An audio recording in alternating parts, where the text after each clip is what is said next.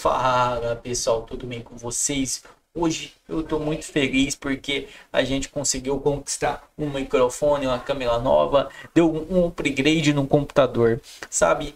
É muito gratificante conseguir isso e com o dinheiro aqui do YouTube. Muito obrigado a todos por apoiar o meu conteúdo aí. E se inscreve aí, deixa o like. Hoje estamos aqui com a Revista Oeste. O Bolsonaro já tá na tela, que é o nosso capitão aí. E sem enrolações, já vamos ao vídeo. Muito obrigado a todos.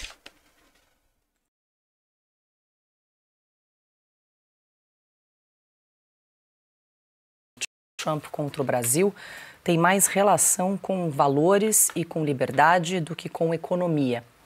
O ex-presidente se manifestou pela Rede X, elencando 4 pontos do que ele chamou de o que falta para o Brasil ser a terra prometida do Ocidente. Para Bolsonaro, o presidente dos Estados Unidos busca se distanciar de governos alinhados a ditaduras. Trump tem negociado somente com países que possuem valores comuns aos dos americanos. Bolsonaro afirma que a solução está nas mãos das autoridades brasileiras e conclui dizendo que, abre aspas, havendo harmonia e independência entre os poderes, nasce o perdão entre irmãos e com anistia também a paz para a economia, fecho aspas, Piotr, para a manifestação do ex-presidente Jair Bolsonaro, que, vamos lembrar bem, foi citado no primeiro parágrafo da carta de Donald Trump na semana passada. Eu lembro que a gente trouxe aqui quem seriam os responsáveis por essa iniciativa de Donald Trump, que, como bem a Ana lembrou, não é o Brasil alvo, o mundo inteiro, né, sobre essa questão de tarifas de Donald Trump, mas para o Brasil veio aí tarifas altíssimas, talvez as maiores do mundo, e aí há uma discussão de o que motivou Donald Trump, se teria sido as declarações de Lula, se teria sido Alexandre de Moraes, as questões geopolíticas que você, inclusive, bem tocou no seu comentário anterior. E aí, Jair Bolsonaro, claro, como citado na carta, também tem se manifestado e incluiu aí a questão da anistia, que é pauta para o Congresso Nacional, né, Piotr? Paula, a questão econômica ou de tarifas alfandegárias é a menor parte da carta de Donald Trump. Sempre foi. A questão da economia é quase lateral nesta carta. Até porque essa questão de tarifa, ela pode ser resolvida de forma muito tranquila. O próprio Brasil já cedeu em relação ao etanol. A Ana citou, vou citar só um caso. O etanol, por exemplo, é 18% que a gente impõe de tarifa. Você vai para os Estados Unidos, é tudo abaixo de 5%, quando não é zero.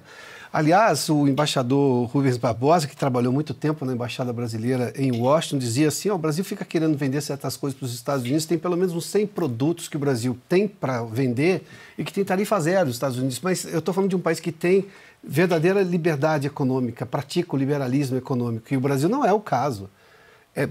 Tem comparações muito claras quanto você paga de um imposto de carro aqui no Brasil e nos Estados Unidos. Ou seja, o quanto que você perde de riqueza. E depois você olha para o mundo desenvolvido e fala assim, a culpa é dos grandões. Não, não é.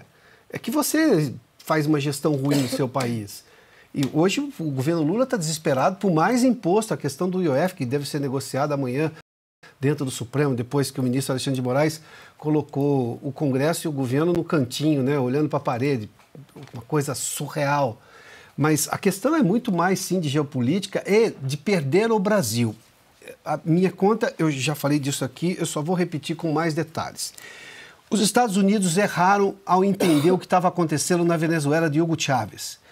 O presidente Bill Clinton, democrata, não entendeu o que aconteceu, o staff americano não entendeu. E, para se ter uma ideia, era o presidente Fernando Henrique Cardoso que fazia mediação na conversa com Hugo Chávez. Deu no que deu. A Venezuela, que tinha oferta de petróleo, tem ainda oferta de petróleo muito próximo dos Estados Unidos, é muito mais barato do que buscar um petróleo, por exemplo, no pavio do mundo, ou no barril de pólvora do mundo, que é o Oriente Médio, perdeu esse petróleo acessível não só para os Estados Unidos, como para o mundo inteiro. Hoje você tem uma ditadura lá e a perda de eficiência na exploração da Venezuela é imensa por má gestão. A esquerda, quando chega e toma o poder, a primeira coisa que acontece é perda de produtividade. É básico no manual deles. Mas a questão do Brasil é que o Brasil tem hoje o ativo mais importante para a paz no mundo neste século. Eu estou falando de ofertas de alimentos. Esse cálculo pela FAO, quem divulga isso com muita frequência é o ex-ministro Roberto Rodrigues. Só para até 2030, para você ter uma ideia, um cálculo é que o mundo precisa crescer 20% na produção de alimentos, na oferta de alimentos. O Brasil já alimenta hoje 1 bilhão de pessoas. 200 e poucos são brasileiros, ou seja, a gente tem a maior parte de excedente que a gente consegue produzir. Para que isso seja possível, o Brasil precisa crescer 40% na oferta de alimentos. E o Brasil tem como fazer, porque tem tecnologia, competência e condições técnicas para fazer isso. Tem espaço para fazer isso. O mundo não consegue crescer tanto. Ou seja, o negócio do Caio é planejar as melhores viagens. Política maior. Já vou às questões menores, não. As questões, digamos, mais locais ou mais candentes no momento. Mas se você olha no longo prazo, perder o Brasil hoje para qualquer ditadura ou governo de esquerda completamente incompetente e que não respeita o devido processo legal, a legislação, ou seja, as relações internacionais do mundo ocidental, isso é um problema para o mundo inteiro. E claro que os americanos, que têm visão geopolítica estratégica de longo prazo, desde a Segunda Guerra, eles são os que mais detêm esse tipo de visão no mundo, estão olhando para isso. As questões que são mais locais, mais candentes no momento, são sim. Nós temos um país hoje que não tem liberdade de expressão. Somos um país que não respeita a democracia e que sequer a sua própria Constituição. O Brasil é um lugar hoje inseguro. A perseguição que se tem hoje, claro que o Donald Trump faz essa comparação, Ana cita isso com muita frequência aqui, a perseguição que o ex-presidente Jair Bolsonaro sofre hoje não é pelo devido processo legal, sequer é no foro adequado, porque não é o Supremo que deveria estar julgando.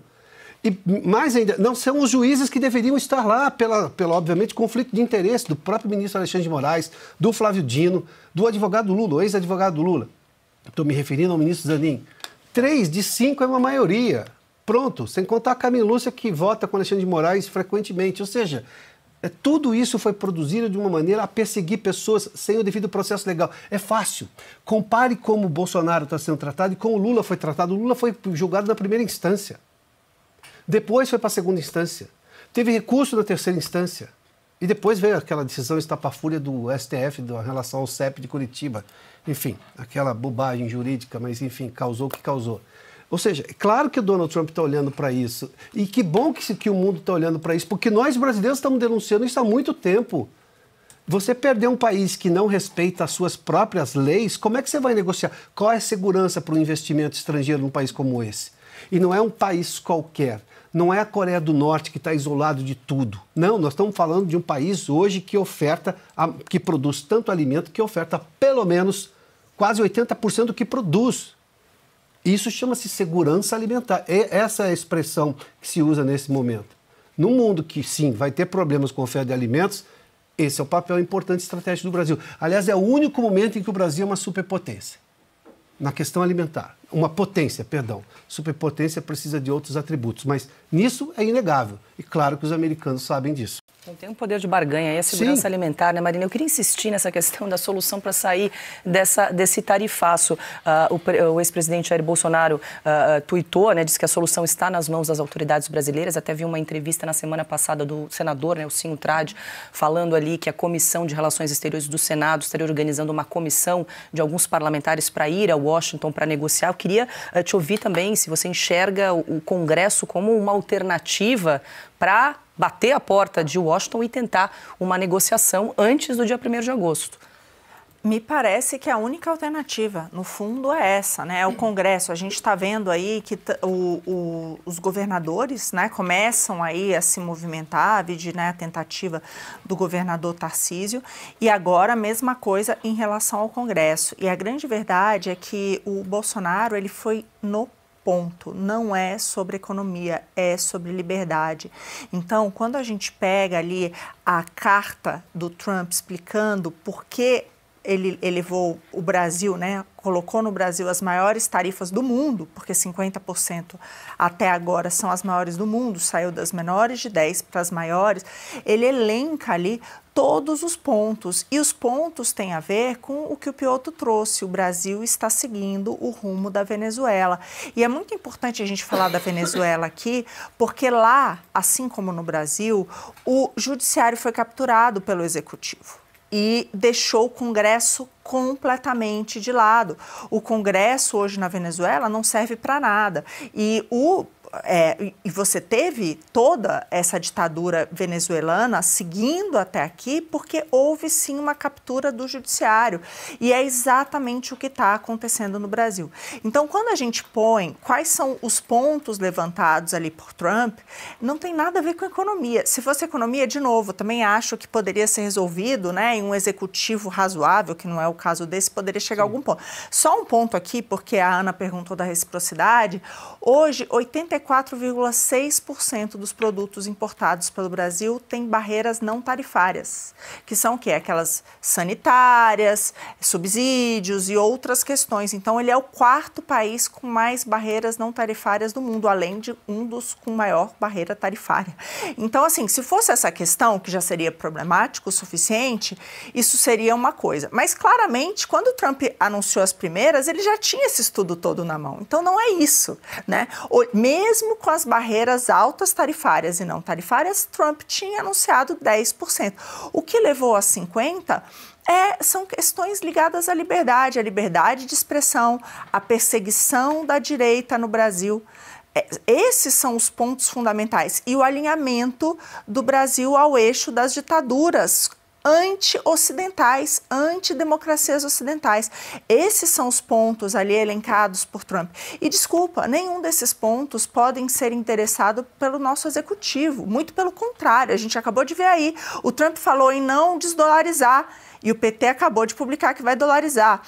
Então, tudo aquilo que foi dito, o que a gente está vendo o nosso presidente é tirar sarro, fazer a questão da jabuticaba. Então, tem 2 pontos. Primeiro, que eles não conseguiriam endereçar, porque não cabe a eles essa questão da liberdade.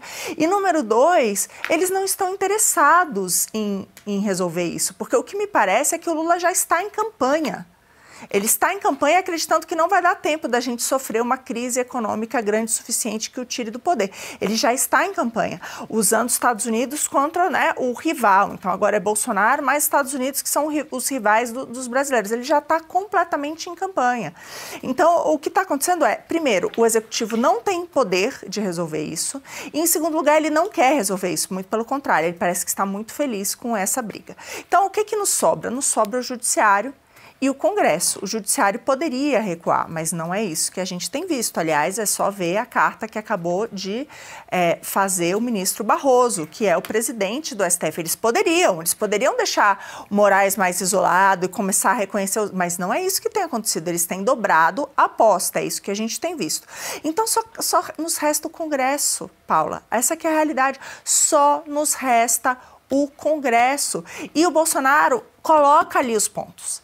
Garantia de liberdade de expressão e anistia. São 2 pontos que o Congresso pode sim endereçar. A anistia cabe ao Congresso. E simplesmente o Congresso decidiu engavetar, apesar de ter a maioria, sim, dos deputados querendo votar, né, pela urgência do PL da anistia. Então, o Congresso decidiu engavetar. Os líderes partidários obrigaram, né, se reuniram ali com o Hugo Mota e decidiram engavetar. Mas o Congresso tem ali nas suas mãos.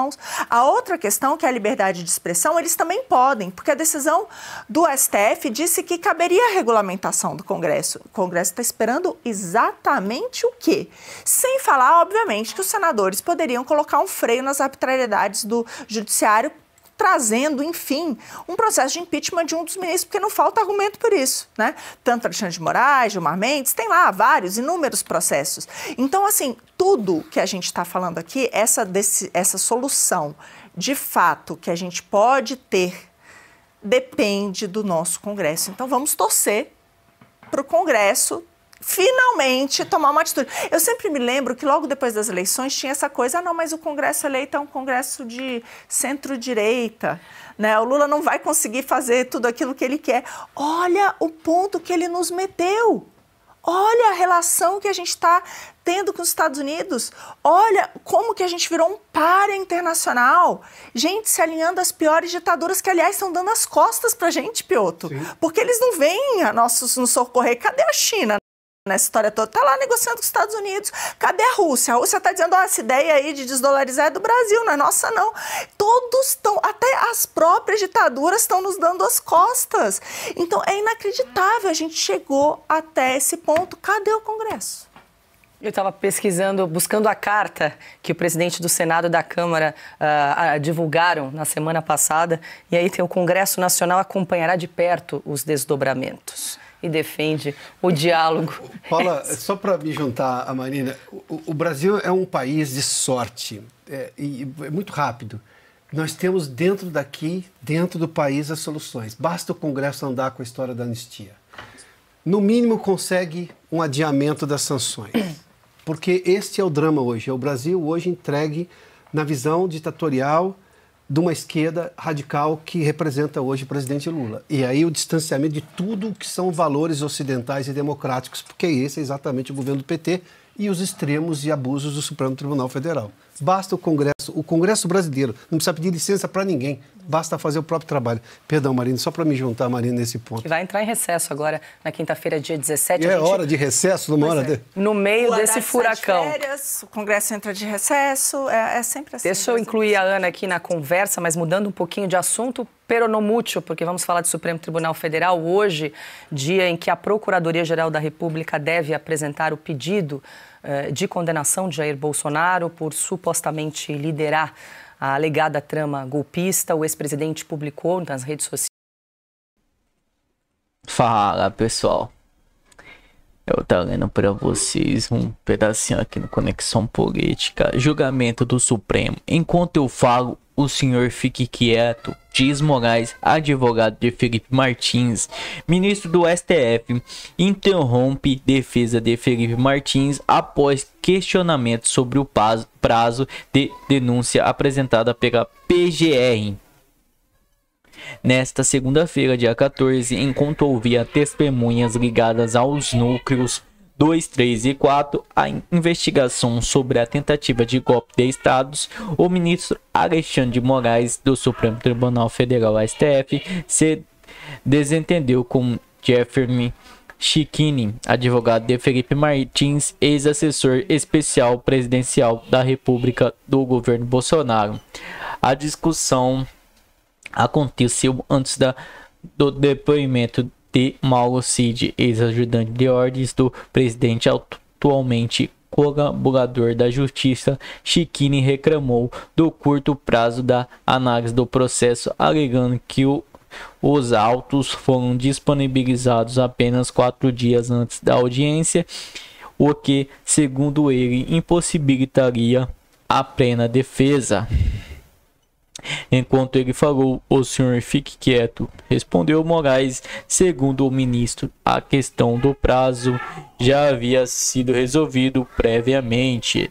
Apesar da advertência, o advogado continuou a argumentar, o que acabou interrompendo a fala de Moraes e abrindo mais embate durante a audiência. Na sequência, a defesa questionou a forma como a PGR dividiu a denúncia entre os núcleos da investigação. Moraes reagiu novamente: não é o senhor que vai ditar se a PGR deve denunciar seu cliente no núcleo 1, 2 ou 3. Você não deveria ter feito o concurso para a Procuradoria. Felipe Martins e os demais investigadores são acusados de tentativa de abolição violenta do Estado Democrático de Direito, tentativa de golpe de Estado, participação em organização criminosa armada, dano qualificado e terrorização de patrimônio tombado. As 8ª fazem parte da fase de instrução de processo que corre no STF. Então é isso, pessoal. Muito obrigado a todos que estão assistindo meus vídeos aí.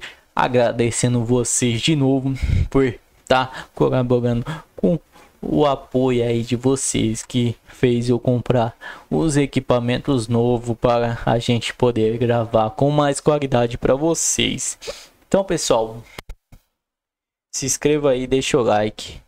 Muito obrigado, até a próxima.